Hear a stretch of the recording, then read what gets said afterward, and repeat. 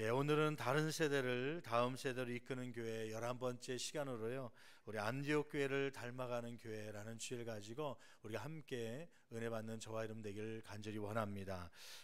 계속해서 우리가 우리 교회 모토로 삼고 있는 다음 세대를 책임지는 교회, 이 내용에는 몇 가지 의미가 있다고 그랬잖아요. 네 번째 의미는 뭐냐면 아직 복음이 들어가지 않은, 복음화되지 않은 나라와 민족들 가운데 주의 복음을 들고 가서 선교의 사명을 우리가 책임지며 감당하겠다고 하는 그러한 의미가 포함되어 있는 것입니다. 신약 성경에 보면 교회들이 많이 나와 있죠. 여러분이 알고 있는 교회들이 있습니까? 초대교회 처음 성령 오순절 다락방에서 12사도를 비롯한 제자들이 성령의 충만을 받고 그들이 처음 세운 교회가 예루살렘 교회라고 보통 우리가 부르지요.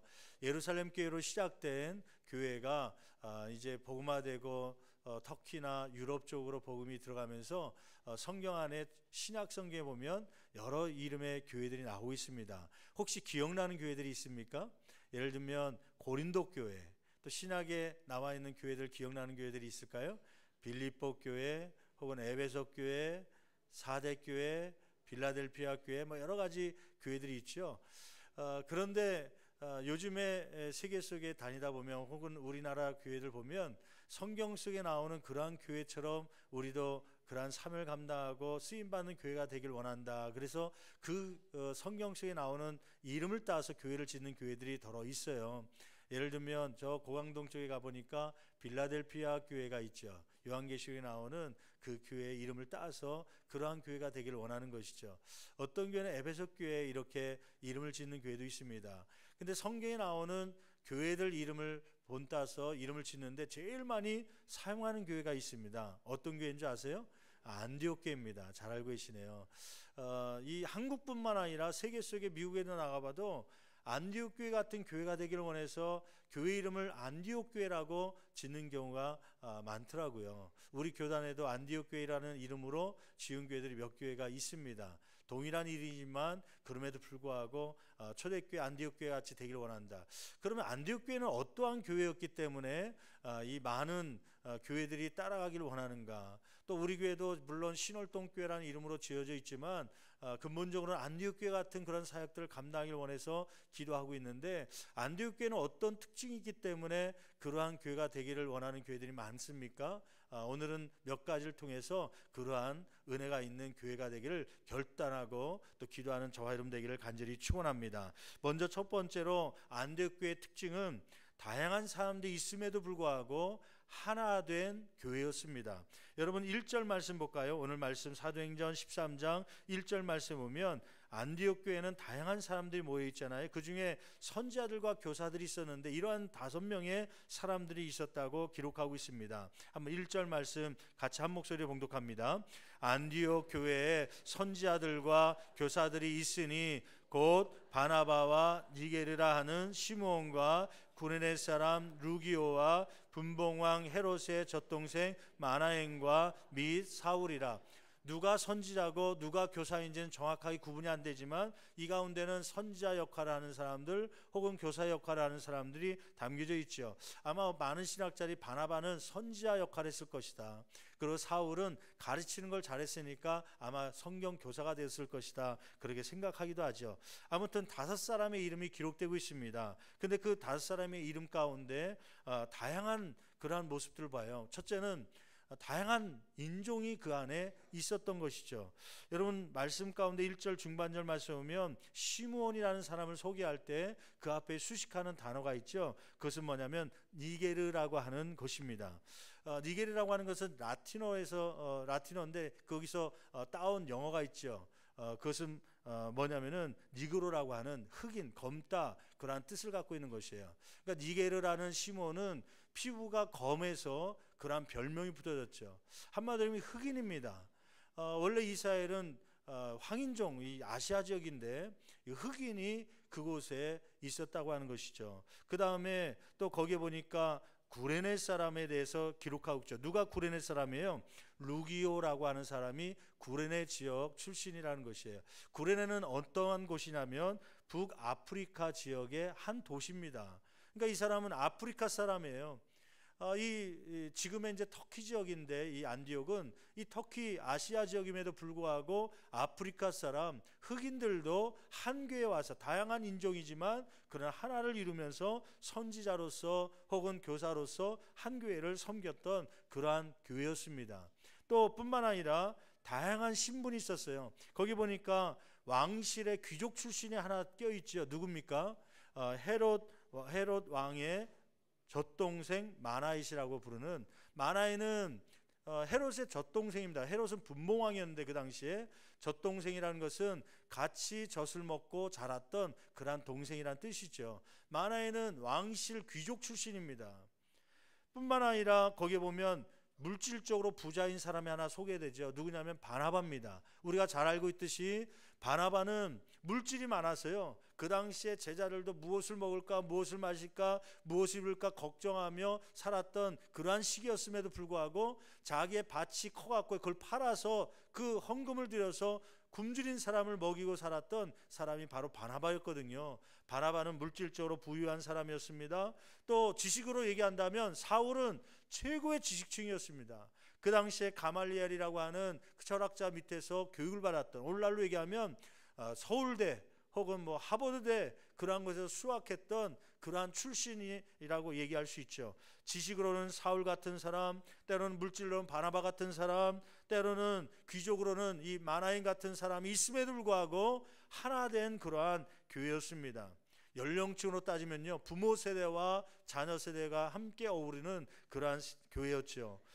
이 5명을 소개할 때 많은 신학자들은 아마 연령순으로 기록했을 것이다. 그래서 제일 많이 연령이 많은 사람이 누구냐면 바나바, 그리고 그 당시에 청년이 제일 뒤에 소개되고 있는데 누구냐면 바울이라고 부르는 사울이 아마 제일 젊었을 것이다. 그래서 신앙 연수도요, 바나바는 어려서부터 또 믿음 생활을 했고 이렇게 예수 그리스도를 알고서 성숙한 신앙인이었습니다. 근데 사울은 예수 그리스도를 믿은 지 불과 3년밖에 되지 않았습니다. 지금 이 사도행전 13장 전에 3년 전에는 다메섹이라는 도상으로 성도들을 잡으러 가는 도상에서 예수님을 만나잖아요. 그리고서는 예수 믿고 새 가족이 된 지 3년밖에 되지 않았던 사울이 있음에도 불구하고 하나가 된 그러한 교회였다는 것이죠. 여러분, 저와 여러분이 섬기는 우리 신월동 재단이 이러한 성령으로 하나 된 교회가 되기를 간절히 축원합니다. 두 번째는 이 교회에 특징이 하나 있었는데 예배에 갈급함이 있었던 교회였습니다. 여러분 한번 2절 말씀 볼까요? 2절 말씀 같이 한 목소리로 봉독해 보겠습니다. 주를 섬겨 금식할 때에 성령이 이르시되 내가 불러 시키는 일을 위하여 바나바와 사울을 따로 세우라 하시니, 주를 섬기다, 그 섬기다고 하는 헬라어를 보니까 이거는 종교 의식을 행할 때의 섬김을 얘기하는 거예요. 그러니까 다른 말로 얘기하면 예배 의식을 얘기합니다. 예배 의식. 예배 드릴 때에 그들은 무엇을 하며 예배를 드린 거예요? 금식 기도. 그냥 밥을 굶는 금식이 아니라 기도하는데 금식하면서 식사를 끊어가면서 그 예배의 기도로 동참했던 그러한 모습이 안디옥 교회에 있었다는 거예요. 그럼 한번 질문해 볼게요. 오늘 예배를 준비하면서 여러분들 은혜 받기 위해서 어제 하루 금식하면서 기도하면서 준비한 분 있어요? 아니, 아침에 바빠갖고 급하게 오냐고 아침 굶고 온 거 말고 진짜 예배를 드리기 위해서 금식하며 기도하고 참여한 분들이 있습니까? 아마 목회자도 그렇고요, 여러분들도 그렇고 그런 분이 별로 없을 거예요. 근데 이 안디옥 교회 성도들은 예배를 드리기 위해서요, 뭐 했다는 거예요? 금식 기도하며 예배를 드렸다는 거예요. 아니, 왜 이 안디옥 교회 사람들은 예배를 드리면서 금식 기도까지 했을까? 근데 그 이유를 알겠더라고요. 사도행전 11장 19절 말씀 볼까요? 사도행전 11장 19절 말씀 같이 한 목소리로 봉독해 보겠습니다. 그때에 스데반의 일로, 스데반이 11장 전에 보면은 스데반이 돌로 맞아 죽습니다. 예수를 전한다는 것 때문에, 믿는다는 것 때문에 돌에 맞아서 순교를 당하잖아요. 그러면서 막 기독교 박해가 왕성하게 일어난 그때입니다. 스데반의 일로 일어난 환란으로 말미암아 그 다음에요, 흩어진 자들이 베니게와 구브로와 어디까지 이르러? 안디옥까지 이르러 유대인에게만 말씀을 전하는데, 그러니까 안디옥 교회의 이 시작된 배경이요, 예루살렘에 핍박이 있고 박해가 있자 스데반이 죽고 막 점점 믿는 사람을 죽이게 되자 예배를 드리지 못하게 된 이 성도들이 안디옥까지 이르러서 거기서 모여서 교회를 세운 것이 바로 안디옥 교회의 시초가 된 것입니다. 그러니까 이 사람들은 흩어진 사람이에요. 무엇 때문에 흩어진 사람이에요? 먹고 살기 위해서 무역하기 위해서 온 것이 아니라 예배를 드리고 싶은데 예배를 예루살렘에서 못 드리게 하니까 예배를 드리고 싶어서 흩어져서 지금 안디옥까지 이방 땅까지 왔던 사람들입니다. 그러니 예배에 대한 얼마나 갈급함이 있겠습니까? 예배를 드리다가 유대인들이 쫓아와서 죽일 수도 있는 그러한 핍박 박해가 있었던 시대의 사람들이니까요, 오늘이 마지막 예배가 될 수 있는 그러한 사람들이죠. 그러니까 그 예배를 그냥 드릴 수 있겠습니까? 마지막 예배가 될 수 있는 인생의 마지막 예배 드리고 죽을 수도 있는데요. 얼마 전에 1월 14일 국민일보 기사를 보니까 전 세계적으로 작년 한 해 9만 명이라는 사람들이 예수를 믿는 기독교인인데 예수를 믿다가 순교를 당했다는 거예요. 9만 명이에요. 그거를 시간적으로 따져보니까 매 6분마다 한 명씩 예수 믿다가 그것 때문에, 그 이유 때문에 순교당한 사람들입니다.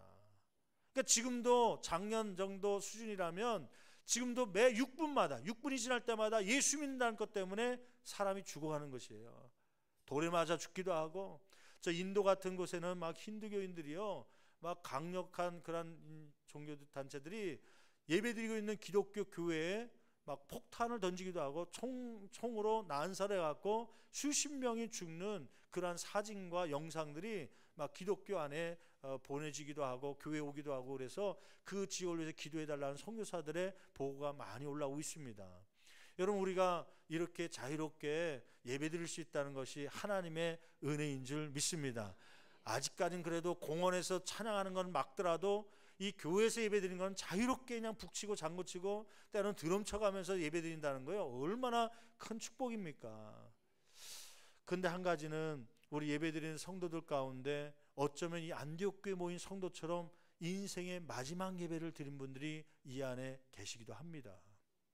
어느 날 예배를 마치고 나가는데 우리 권사님 한 분이 오셨어요. 목사님, 기도 좀 해주세요. 그래서 어떤 기도 해드릴까 했더니 이 가족하고 부축해서 왔는데 자꾸 기력이 약해지고 힘이 없고 그러니까 또 집안에 있다 보면 가족들이 계속 돌볼 수 없으니까 어디 보낸다는 거예요. 요양원에 보내야 되기 때문에 오늘 예배드리고 요양원에 갑니다. 근데 대부분에 보면 80세, 90세 돼서 요양원에 들어가면 요양원에 들어가서 다시 회복돼서 나오는 경우가 별로 없더라고요. 요양원은 인생의 마지막 부분에 이제 죽음을 앞두고 들어간 경우가 많아갖고요. 그래갖고 들어가는데 그날 보니까 그분의 신월동교회에서 드리는 마지막 예배였더라고요. 어느 날 권사님 한 분을 신방했습니다. 요양원에 계시다고 그래서 90세가 넘었는데 이제는 식사를 잘 못하시고 거동도 힘들고 침대에 누워 계시고 이제 말씀도 힘있게 힘들게 하고 있다고, 이제 의사도 이제 불과 몇 주 못 사실 겁니다. 그런 얘기를 듣고 지구장에 보고가 와서 우리 권사님 신방 예배를 드리기 위해서 같이 요양원에 방문했지요. 근데 방문하고 권사님 그러면서 방문했더니 그 권사님이요, 그냥 빼짝 말라하고 뼈만 남아있고 힘이 없는 그런 상태인데 목사가 왔다 그러니까 벌떡 그 자리에서 일어나더니 그 요양원 침대에 무릎 꿇고 앉는 거예요. 아니, 권사님 지금 예배 드리려고 하는데 불편하게 그러지 마시고 그냥 누워 계시면 제가 예배 드리겠습니다. 그랬더니 아닙니다, 목사님 이렇게 오셨는데 제가 예배를 어떻게 누워서 드릴 수 있습니까? 그래서 그 자리에 무릎 꿇고 한 20분 예배 드리는데 그냥 그 상태로 예배를 드리는 거예요. 마지막 말씀 끝나고 권사님 기도 제목 있으십니까? 그랬더니 다른 거는 기도 제목이 없는데 딱 한 가지 기도 제목이 있다는 거예요. 뭔데요? 그랬더니 목사님, 여기 있다 보니까 30여 년 동안 신월동교회에서 신앙생활하고 예배를 드렸는데 구역 식구들이 생각난다는 거예요. 여성교회 활동했던 권사님들, 집사님들이 생각난다는 거예요. 보고 싶다는 거예요. 원로 목사님하고 예배 드렸는데 지금 빨리 회복되어서 신월동교회 예배드리던 장소에 앉아서 우리 신앙생활 같이 했던 친구 같은 영적 친구고 동료인 우리 권사님 집사님과 함께 찬양하면서 마지막 예배 드렸으면 그게 소원이 없겠습니다. 그러면서 그런 기도 제목 가지고 저에게 말씀하시더라고요. 목회자가 눈물이 나더라고요. 하나님, 이 권사님이 마지막 건강을 주시면 신월동교회 와서 성도들과 함께 다시 예배 드리고 싶어 하는데 건강을 회복시켜 달라고 간절하게 기도했던 적이 있었어요. 근데 목회자가 기도할 때마다 하나님께서 다 응답해 주시면 좋겠는데 하나님께서 한 달 후에 그 권사님을 데리고 가셨어요. 소천을 봐주셨죠. 여러분, 어쩌면 이 자리에 앉은 분 가운데 오늘이 인생의 마지막 예배처럼, 엊그저께도 우리 지구장님 통해서 복을 받는데 우리 권사님 중에 한 분이 이제 연로하셔갖고 그동안 주일 예배 오기 위해서 오다가 쉬면서 10발자국 뛰고 잠깐 허리 폈다가 또 걸어오시고 그랬는데, 전도특공대도 좀 그 연세 드심에도 불구하고 90세가 막 넘으셨는데 불구하고 전도지 한 장 나누기 위해서 참여하시고 교회 오는 게 즐거움이셨는데, 근데 이제 치매가 점점 오기도 하고 정신이 왔다 갔다 하시기도 하고 가정 안에 돌봐줄 분이 없어갖고 그래서 이제 요양원에 들어갈 것 같다고 이제 보고를 받고 이번 주에 이제 신방을 하려고 그래요. 그분이 오늘 오셨다면 그분도 이제 얼마 남지 않았겠죠. 아마 10손가락 안에 우리 신월동교회에서 이 자리에서 예배드린다는 것이 마지막 순간이 될 수도 있겠죠. 여러분, 이 안디옥교회 성도들은 흩어진 사람입니다. 무엇 때문에요? 예배드리고 싶어서 예배를 찾기 위해서 흩어진 사람이기 때문에 예배 순간에 그냥 드릴 수 없어서요. 하나님, 오늘 드려진 예배 마지막 순간일 수 있는데 하나님 은혜를 주셔야 됩니다. 힘을 얻어야 됩니다. 그들은 금식하며 이 예배를 드렸다고 하는 것이죠. 이러한 예배 갈급함이, 은혜의 갈급함이 저와 여러분 가운데 넘치시기를 간절히 축원합니다. 세 번째로, 이 안디옥 교회는 어떠한 교회냐면 회의 중심적 교회가 아니라 사역 중심적인 교회였습니다. 여러분, 이 성령께서 성도들에게 이렇게 말하잖아요. 아마 이 목회자 지도자들에게 마음의 감동을 준 것 같아요. 내가 불러 시키는 일을 위하여, 곧 이방 전도를 위하여서 바나바, 사울을 따로 세우라, 파송해라, 그러한 마음의 감동을 주신 거죠. 그런데 이 사람들이 그 음성을 듣고 어떻게 했다는 거예요? 3절 말씀 볼까요? 3절 같이 한 목소리로 봉독합니다. 이에 금식하며 기도하고 두 사람에게 안수하여 보내리라. 아마 현대교회라면 민주주의를 찾고 또 우리의 의견이 반영돼야 된다 그렇게 생각하는 현대교회라면은 아마 목회자가, 여러분 우리 선교사를 파송해야 될 것 같습니다. 그러면 의장, 우리 사무원에서 당회에서 거론했습니까? 혹은 3분의 2 통과됐습니까? 아마 물어봤을 거예요. 더욱이요. 이 바나바와 사울은 안디옥 교회 담임 목사님과 부목사였습니다. 아까 얘기했듯이 예루살렘 교회가 처음 시작됐어요. 이 사도들이 성령의 충만을 받고 교회를 세웠죠. 그게 바로 초대교회인, 처음 교회인 예루살렘 교회입니다. 예루살렘 교회가 부흥되고 있는 순간에 이렇게 박해가 있자 안디옥이나 이런 지역으로 막 흩어져 있던 성도들의 소식을 듣게 되었습니다. 어떤 소식이냐면 안디옥에 흩어진 사람들이 복음을 증거하는데 사람들로부터 그리스도인이다, 야, 저 사람들은 그리스도에 속한 사람인가 봐, 그러한 별명을 들을 정도로 성숙한 신앙을 보일 뿐만 아니라 그곳에 교회가 세워졌다는 얘기를 듣습니다. 그래서 이방교회 가운데 두 번째, 예루살렘 교회 말고 이방교회 첫 번째 세워졌던, 그러면 교회 중에 두 번째 교회가 어디냐면 안디옥 교회입니다. 안디옥 교회가 세워졌다는 얘기를 듣고, 근데 목회자가 없거든요. 그래서 예루살렘 교회가 파송한 담임 목사님이 하나 있었습니다. 누구냐면 바나바라고 하는 목사님이세요. 바나바를 기도하는 가운데 안디옥 교회 담임 목사님으로 파송했어요. 근데 안디옥 교회에 파송된 이 바나바 목사님이 혼자 사역하기가 벅차니까 누구를 불렀냐면 3년 전에 이 예수님을 다메섹 도상에서 만나서 변화되고 있다고 하는, 그래서 신실한 사역자로 쓰임받기를 원하고 있다고 하는 사울을 기억하고 사울을 데려옵니다. 다소에 가서 그를 데려다가 우리 교회 부목사로 좀 사역해달라, 오늘날로 얘기하면 부사역자로 세웁니다. 그러니까 이 바나바와 사울은 교회 담임 목사요, 그리고 부목사예요. 그런데 지금 성령님께서 누구를 보내라는 거예요? 바나바를 보내고 사울을 둘 다 안수해서 보내라고 하는 사인이죠. 여러분, 그 교회 성도들이 찬성했겠습니까? 아마 대부분의 성도들이 투표로 했다면요, 어떻게 우리 담임 목사를 보냅니까? 어떻게 신학자 중에 신학자인 사울을 보냅니까? 안 됩니다. 우리도 부응해야 됩니다. 막 그랬겠죠.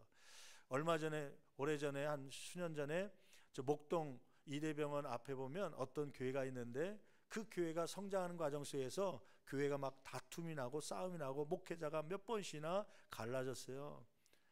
목회자가 올 사람이 없는데 그 교단에서 수습하는 자고, 수습 차원에서 안식년을 맡고 있는 그 유명한 목사님 한 분을 그 교회로 파송을 한 거예요.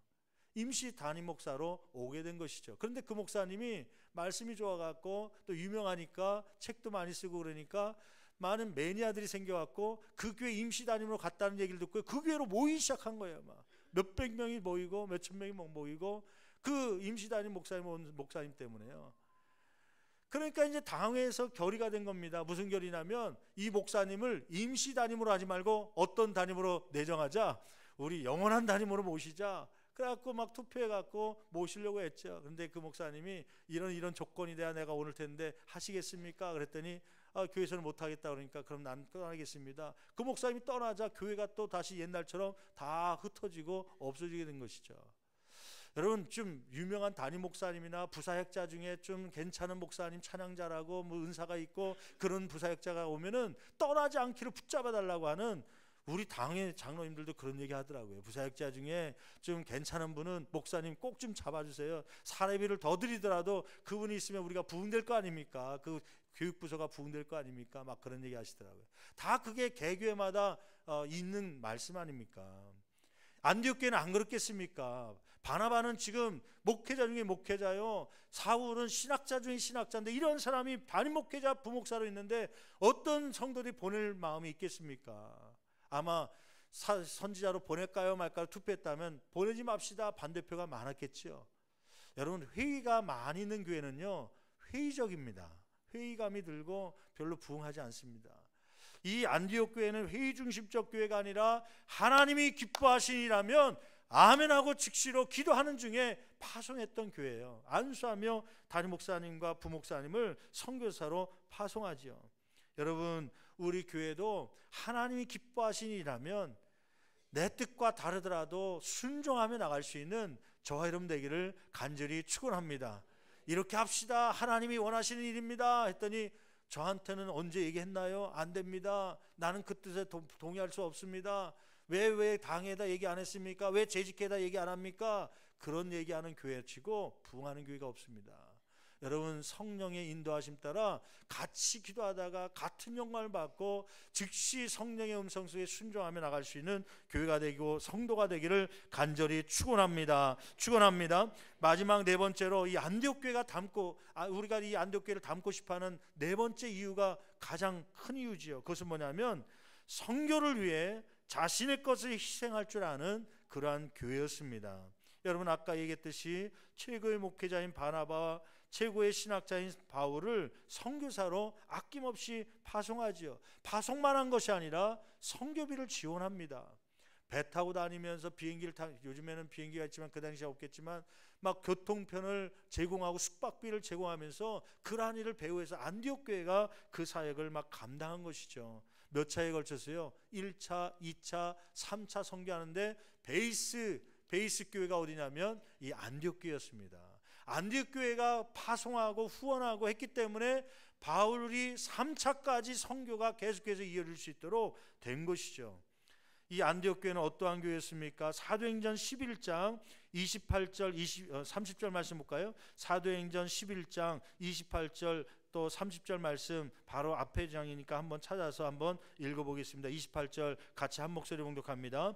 그 중에 아가보라 하는 한 사람이 일어나 성령으로 말하되 천하에 큰 흉년이 들리라 하더니 글라우디오 때에 그렇게 되니라. 29절 제자들이 각각 그 힘대로 유대에 사는 형제들에게 무엇을 보내기로 작정하고요? 이 제자들은 누구를 얘기하냐면 안디옥 교회에 있는 제자들입니다. 성도들입니다. 안디옥 교회 성도들이 이렇게 흉년이 들었다는 이야기를 듣고 그 형제들을 돕기 위해서 선교비를, 부조라는 것은 선교비를 얘기하는 것이죠. 구제비를 얘기하는 것이죠. 그것을 보내기로 작정하고, 그 다음 30절 같이 봉독합니다. 이를 실행하여 바나바와 사울의 손으로 장로들에게 보내니라. 여러분, 이 안디옥 교회는 사실 물질적으로 넉넉한 교회가 아니었습니다. 한번 상황을 보세요. 그 교회는 흩어진 자들이 모인 교회입니다. 고향교회 땅이 있고 건물이 있고 좀 사업을 하는 사람이 중심이 돼서 모인 교회가 아니라, 땅도 잃어버리고 핍박이 오고 박해가 오자 건물도 집도 다 빼앗기고 도망쳐서 피난자가 되어서 그가 안디옥에 왔던 사람들이 모여서 세운 교회가 안디옥 교회입니다. 그런 집도 없고 터가 없는 그 사람들이 중심되어 모였으니 물질이 넉넉했겠습니까?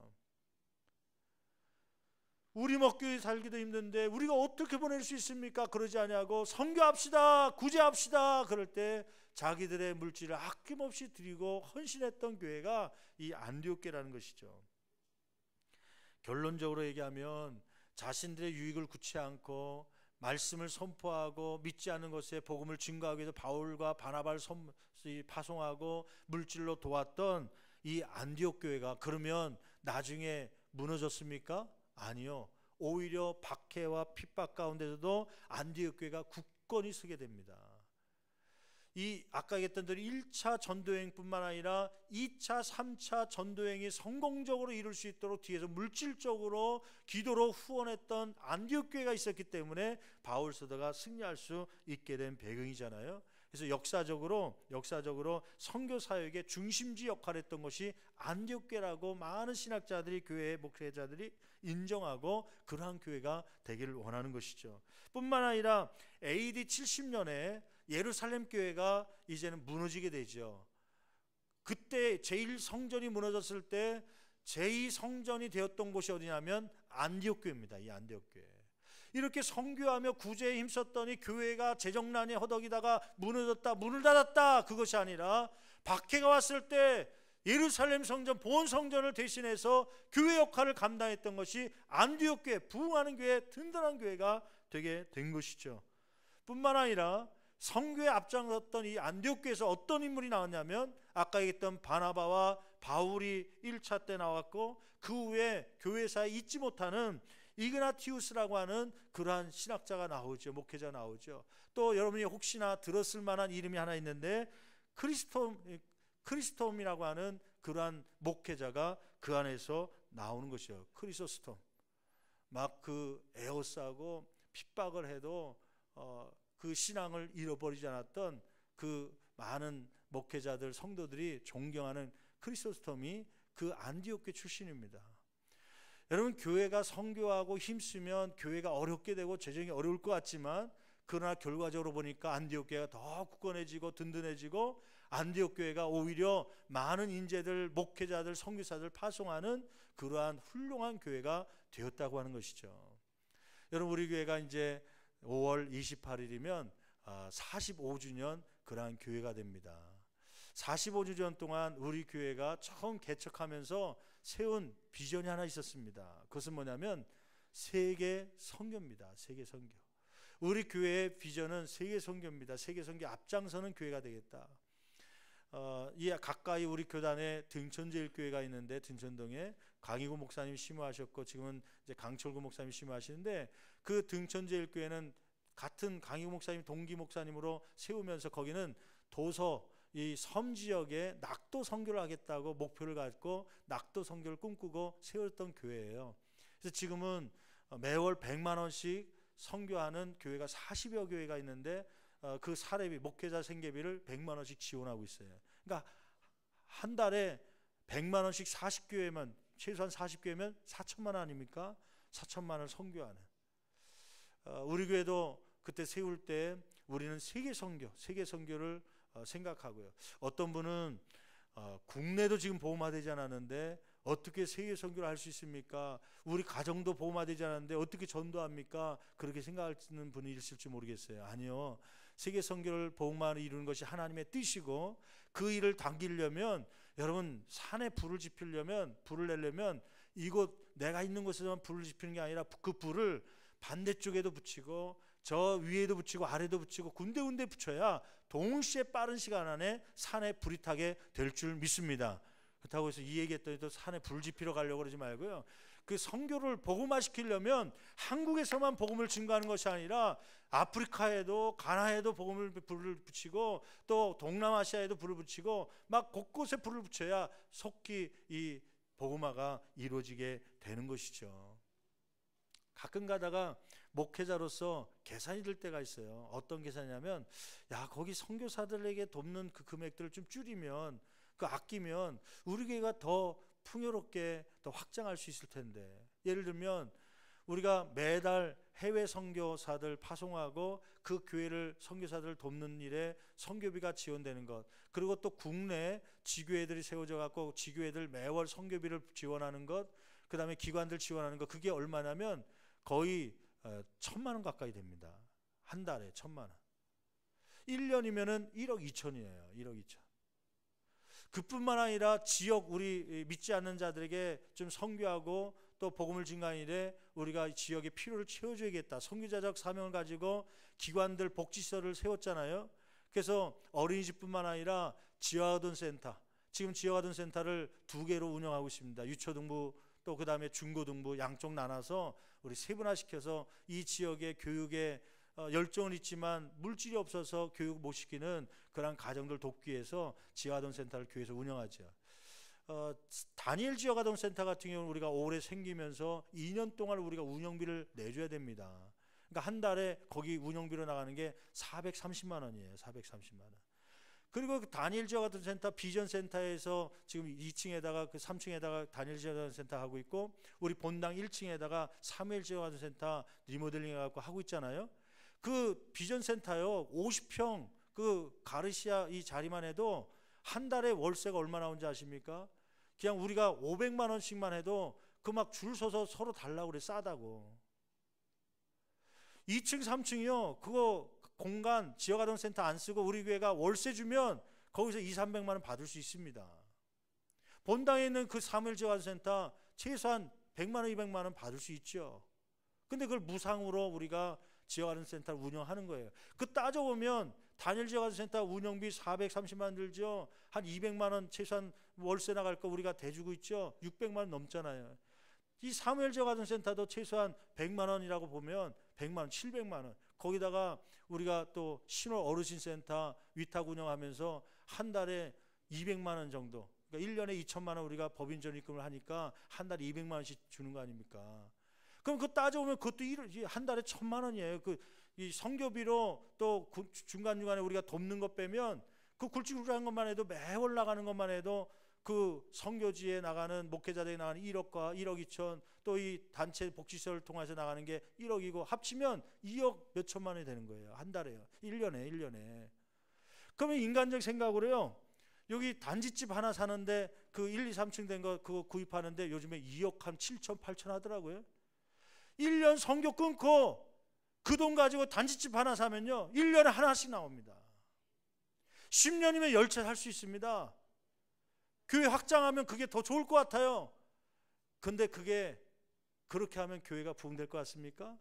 아니요. 성경적 방법은요, 성경적 원리는 나눌 때, 성교에 우리가 헌신할 때 주님께서 사람을 붙여주시고 주님께서 우리에게 물질을 더하여 주시고 할 수 있는 능력을 더하여 주셔서 감당할 수 있게 하시는 줄 믿습니다. 개척 때부터 우리 교회가 장로님과 더불어서 원로 목사님이 세계 선교하겠습니다 헌신하고 나갔더니, 여러분 신월 3동 보십시오. 사실은 신월 3동에 이렇게 큰 건물 짓고 부흥할 수 있는 교회 터전이 사실은 아니에요. 저 목동이나 어떤 지역 가면 큰 교회들이 막 3개, 4개 세워진 교회 그 근처 가면 저렇게 세울 수 있다고 보는데요, 거기에 나가 있는 분들이 우리 신월 3동을 보면서 신월동교를 보면서 기적이라고 얘기합니다.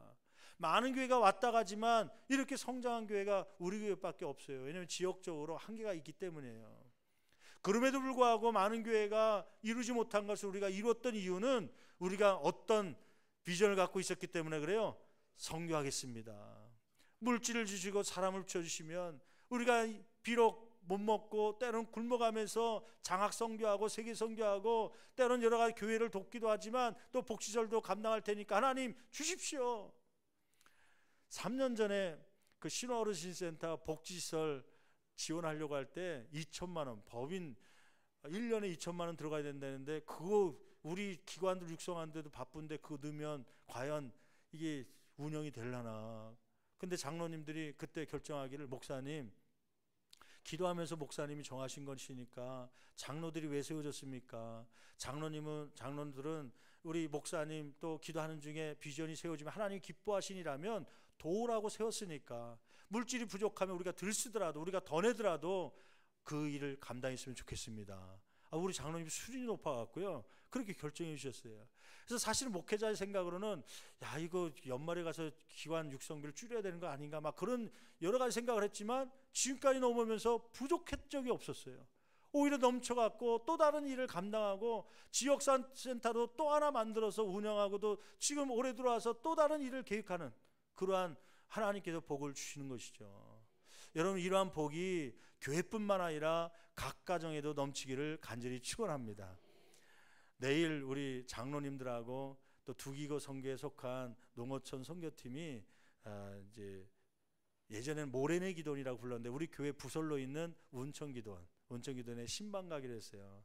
신방 가는 첫째 목적이 뭐냐면, 우리가 가을에 농어촌 선교를 계획하고 있었는데, 이제 봄에는 영덕에 있는 수암교회 했고, 가을에는 농어촌교회, 우리가 건축기술자들이 많으니까 의료 선교사들이 많이 있으면, 의료 기술자들이 있으면 의료 선교 갑시다 하면 좋은데, 아직 그런 형편이 안 되니까 건축기술자들이 많아서, 그럼 우리가 10명 정도, 5명 기술진들이 가서, 농어촌교회는 성도들이 없으니까요, 우리가 한번 도웁시다. 그래서 성도들이 기관에서 예물을 준비, 재료 살 수 있는 비용을 마련해 주면 기술자들이 가서 이제 돕는 것이죠. 그 기술자들이 하루에 일당이 막 25만 원, 30만 원인데 일주일 동안 헌신하면서 갑니다. 그러니까 100만 원을 손해 보면서 가는 거죠. 그럼에도 불구하고 주님께 주시는 기쁨과 보람이 있어 갖고요, 돌아와서 눈물로 고백하는 분들이 많아요. 그래서 가을에는 한 교회를 선전해 가려고 했는데 문제가 생긴 거예요. 어떤 문제냐면, 그 모래내 기도원이 원래 한 10여 년 동안 지금 운영을 안 하고 있거든요. 왜냐하면 한탄강 거기 댐 건설한다고 해갖고 막 물이 차오르니까 다시 재정비한다고 해서 수자원에서 막 그 공사하냐고 거기 진입을 못하고 또 운영이 안 되니까 당분간 길 닦을 때까지 우리가 그 뒷짐지고 있었거든요. 그런데 얼마 전에 구역에서 신방 가신다고 갔다 오셔서, 목사님 이렇게 변했네요 그러면서 사진을 보여주는데, 보니까 기도원이 리모델링이 돼 있더라고, 겉모습이요.